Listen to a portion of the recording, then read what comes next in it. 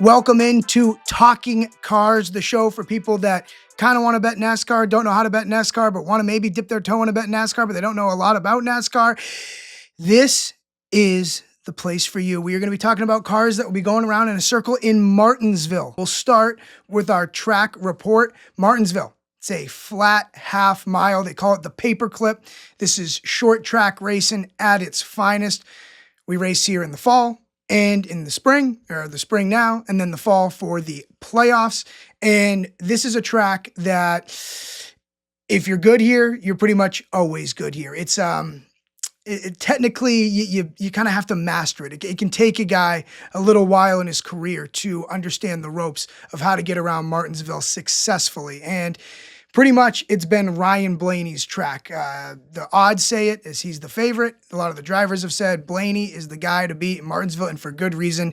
He's been a stud there. The problem is not a lot of value betting him, at least in my opinion. I actually am a huge Blaney fan, and even this price, I can't do. I'm hoping maybe he qualifies poorly, or maybe he gets caught speeding on pit road, something I can take him live, but pre-flop here, I can't take Blaney. So what do we do now? One of the interesting notes about Martinsville, I don't really know what to do with it, but this is from our guy Ryan. Over the past 5 races at Martinsville, the winner has started between 11th and 20th place starting on the grid. So, this isn't a place, I guess, where you have to qualify tremendously well. I feel like that's kind of changed.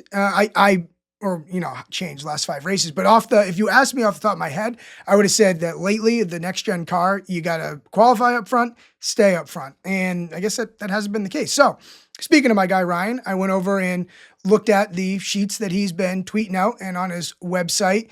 And when I looked at this, the thing that I'm immediately looking for indicators on are guys that seem to run better at Martinsville than what their odds are. So I rank what the odds are, and then I look at what Ryan's sheet is. And so there are some guys I was hoping there would be some value on. So Chase Briscoe is a guy who runs very well at Martinsville, and he's got an equipment upgrade over at Joe Gibbs Racing this season. This is his first year over at Joe Gibbs Racing. He was at Stewart Haas.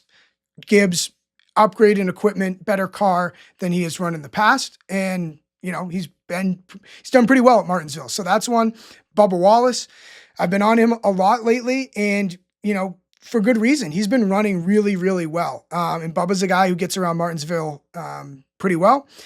Brad Keselowski, he's great at Martinsville. He's been good there, but I made this mistake a couple weeks ago with Keselowski.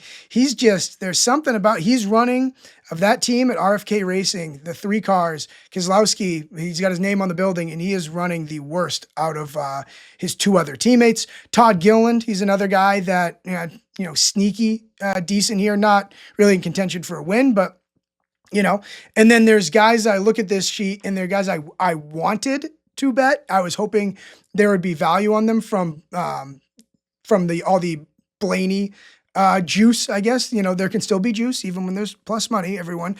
So a lot of Blaney juice here, and I was hoping there'd be value on guys like William Byron, who's really good here, Chase Elliott, who's good here, but hasn't, you could probably say he's been the least exciting Hendrick car this season of that 4-car stable.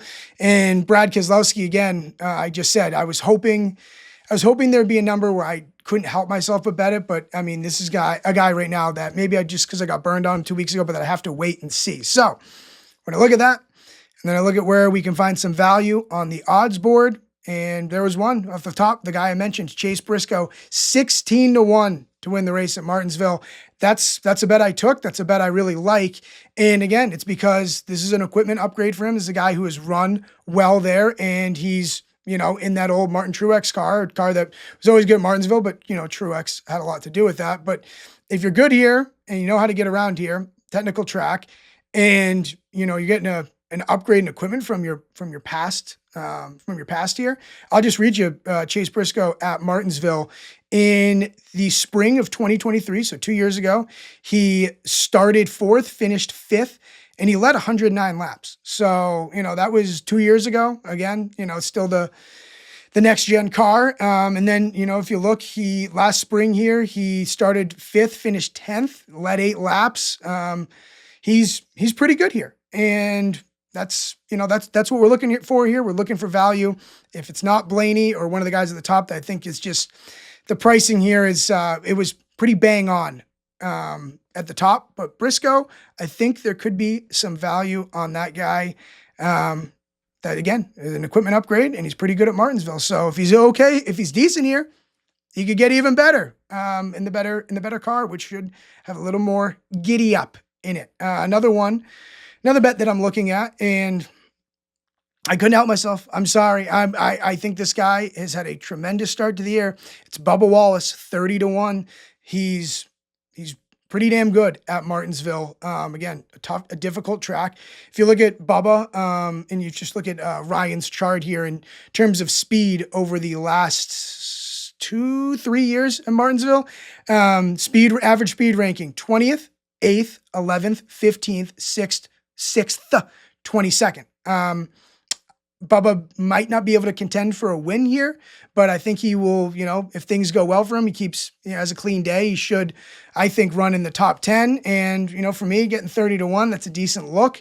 I also took him top 10 as well. And there's a plus 130 out there for Bubba to finish top 10, which I really like. And then I sprinkled a little top Toyota on Bubba as well. There's a 7-1 out there. So my favorite in terms of unit allocation of the whole Bubba rant there, top 10 is a full unit play for me. I really like that number there at plus 130. And then sprinkle top Toyota, sprinkle to win the race as well. And for Briscoe, just for reference, I have 0.4 units. What's 0.4? 40% of a unit? Little less than half. Yeah, there you go. So that's what I got on Briscoe. So as we move on here, there's a couple more. I mentioned him, like I said, in the guys that I was targeting, and that is Todd Gilliland. Gilly, love Gilly. He seems to overperform whatever type of equipment he is in, and Gilly gets around pretty good at Martinsville in terms of the average speed on Ryan's chart here over the last 3 years. Gilliland's 15th. And his odds to win the race do not reflect that. Again, it's a pretty big long shot if you're going to take him to win the race. I wouldn't, but I will. A little fun ladder on him. Top 10, top 5, top 3. I laddered it so it all adds up to a little less than a half a unit. These are flutters, as the Brits would say. But I think if you're holding some Gilliland ladders, you could have a really fun time watching this race. He's been consistently in the mid-teens running here in terms of average speed. So Gilliland, that's probably the most fun out of all the bets. But I want to add in here from the guys that I mentioned when I first dive into Ryan's stuff here is Ryan Preece. He's a guy that he's in an upgraded equipment over at RFK Racing now. He's had a really good start to the year. He's pretty good at Martinsville. He's really good at Martinsville in terms of, what is probably his best track over the last 3 years. It seems that way. Average speed here, 10th, 14th, 16th, 6th. And there was one race, it was a year or two ago, maybe it was Richmond, led a whole bunch of laps. So he's capable of it if he gets out front. It's a track he likes.